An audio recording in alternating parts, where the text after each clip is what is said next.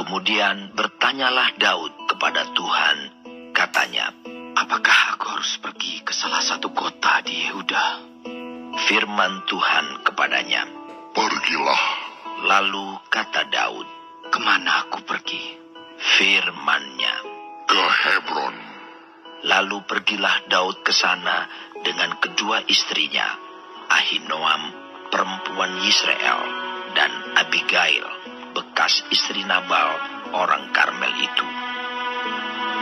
Juga Daud membawa serta orang-orangnya yang mengiringinya, masing-masing dengan rumah tangganya, dan menetaplah mereka di kota-kota Hebron.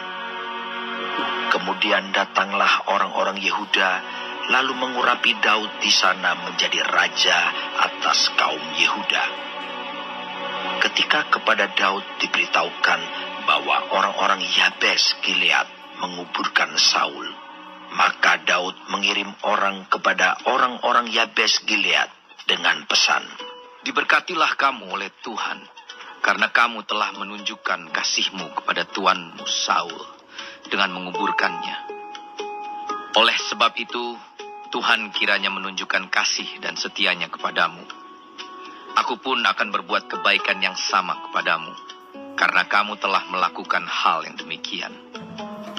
Kuatkanlah hatimu sekarang, dan jadilah orang-orang yang gagah perkasa.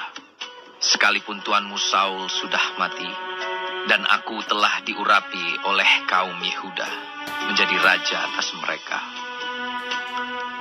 Abner bin Ner, panglima Saul, telah mengambil Isi-Boset, anak Saul, dan membawanya ke Mahanaim, serta menjadikannya raja atas Gilead, atas orang Asyuri, atas Yisrael, atas Efraim, dan atas Benyamin, bahkan atas seluruh Israel. Isi-Boset bin Saul berumur 40 tahun pada waktu ia menjadi raja atas Israel, dan ia memerintah 2 tahun lamanya. Hanyalah kaum Yehuda yang mengikuti Daud. Dan lamanya Daud memerintah di Hebron atas kaum Yehuda adalah 7 tahun dan 6 bulan.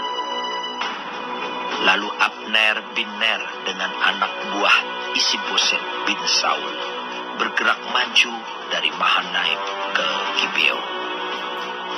Juga Yoab anak Seruya dan anak buah Daud bergerak maju. Mereka saling bertemu di telaga Gibeon, lalu tinggal di sana, pihak yang satu di tepi telaga sebelah sini, dan pihak yang lain di tepi telaga sebelah sana. Berkatalah Abner kepada Yoab, "Biarlah orang-orang muda tampil dan mengadakan pertandingan di depan kita." Jawab Yoab, "Baik." Lalu tampillah mereka dan berjalan lewat dengan dihitung 12 orang dari suku Benyamin, dari Isi-Boset, anak Saul, dan 12 orang dari anak buah Daud. Kemudian mereka masing-masing menangkap kepala lawannya dan menikamkan pedangnya ke lambung lawannya, sehingga rebahlah mereka bersama-sama.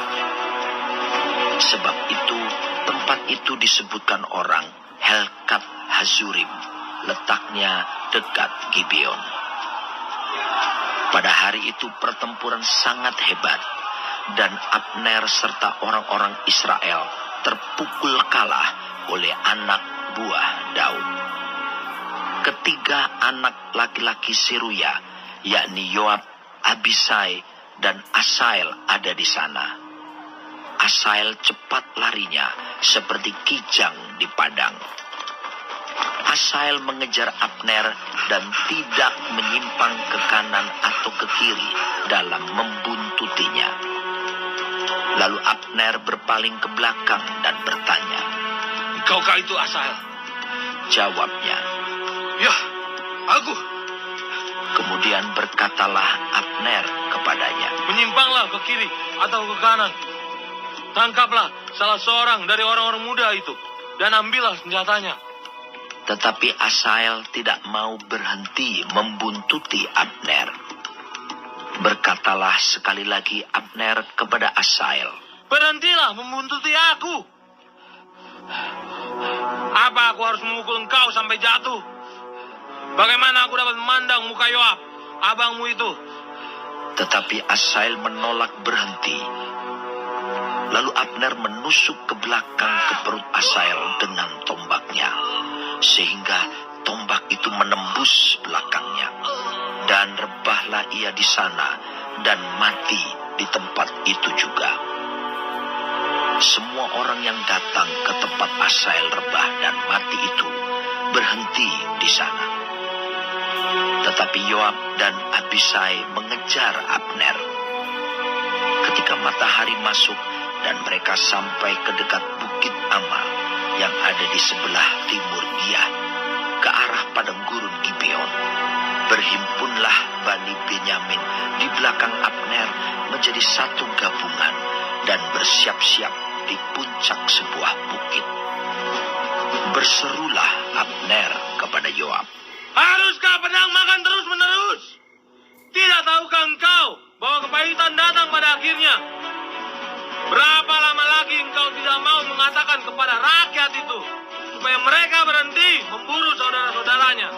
Jawab Yoab, Demi Allah yang hidup, sekiranya engkau berbicara tadi, maka tentulah sudah dari tadi pagi rakyat menarik diri dari memburu saudara-saudaranya. Lalu Yoab meniup sangkakala dan seluruh rakyat berhenti. Mereka tidak lagi mengejar orang Israel dan tidak berperang lagi. Semalam-malaman Abner dan orang-orangnya berjalan melalui Araba Yordan, menyeberangi sungai Yordan, berjalan terus hampir sepanjang siang, lalu sampai ke Mahanaim. Ketika Yoab berhenti memburu Abner dan menghimpunkan seluruh rakyat, ternyata 19 orang dari anak buah Daud hilang termasuk Asael. Tetapi anak buah Daud menewaskan dari suku Benyamin, dari orang-orang Abner, 360 orang. Mereka mengangkat mayat Asael dan menguburkannya di dalam kubur ayahnya yang di Bethlehem. Kemudian berjalanlah Yoab dan orang-orangnya semalam-malaman itu dan sampai ke Hebron ketika hari sudah terang.